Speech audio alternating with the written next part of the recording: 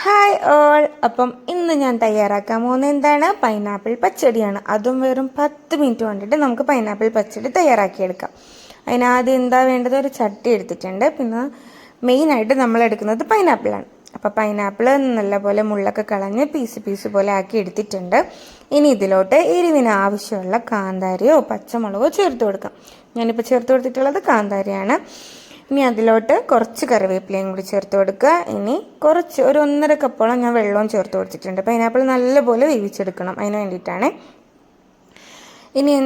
ഇനി അതിലോട്ട് ആവശ്യത്തിനുള്ള ഉപ്പ് ചേർത്ത് കൊടുക്കുക. ഒരു 3 ടീസ്പൂൺ അളവിൽ പഞ്ചസാരയും കൂടി ചേർത്ത് കൊടുക്കുക. ഒരു ചെറിയൊരു മധുരവും ഉപ്പും അങ്ങനെയല്ലേ പച്ചടിക്ക് വരുന്നത്. പൈനാപ്പിളിൽ മധുരം കുറവാണ്. പൈനാപ്പിൾ മധുരം ഉണ്ടാകുന്ന നോക്കിയിട്ട് വേണം പഞ്ചസാര കൂടുതൽ ചേർക്കാൻ വേണ്ടിയിട്ട്. എന്നിട്ട് ഒരു സ്പൂൺ എടുക്കുക, നല്ലപോലെ അങ്ങോട്ട് മിക്സ് ചെയ്ത് കൊടുക്കുക.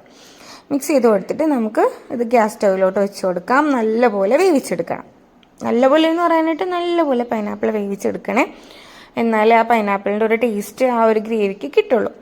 അങ്ങനെ നല്ലപോലെ പൈനാപ്പിൾ വെന്ത് വന്നിട്ടുണ്ട്. ഇനി ഇതിലോട്ട് ഒരു അരമുറി തേങ്ങ, അതിലോട്ട് കുറച്ച് കടുക്, 2-3 ചുവന്നുള്ളി, 2 കാന്താരമുളകും കൂടി ചേർത്ത് അരച്ചെടുത്തതാണ്. അത് അതിലോട്ട് ഇട്ട് കൊടുത്തിട്ടുണ്ട്.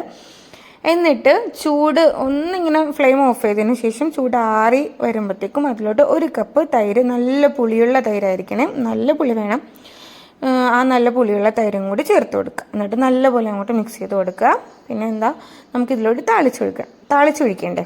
അപ്പോൾ അതിന് വേണ്ടിയിട്ട് ഒരു പാൻ ചൂടായി വന്നപ്പോൾ കുറച്ച് വെളിച്ചെണ്ണ ഒഴിച്ചു കൊടുത്തു, കടുക് ഇട്ട് കൊടുത്തു, ഉലുവ ഇട്ട് കൊടുത്തു, കറിവേപ്പില ഇട്ട് കൊടുത്തു, വറ്റൽമുളകും കൂടി മൂപ്പിച്ചിട്ട് ഒരു ഭംഗിക്ക് വേണ്ടിയിട്ട് കുറച്ച് മുളക് പൊടിയും കൂടി ചേർത്ത് മൂപ്പിച്ച് അതിലോട്ട് ഇട്ട് കൊടുത്തു. നമ്മുടെ പച്ചടി ഇവിടെ റെഡി ആയിട്ടുണ്ട്.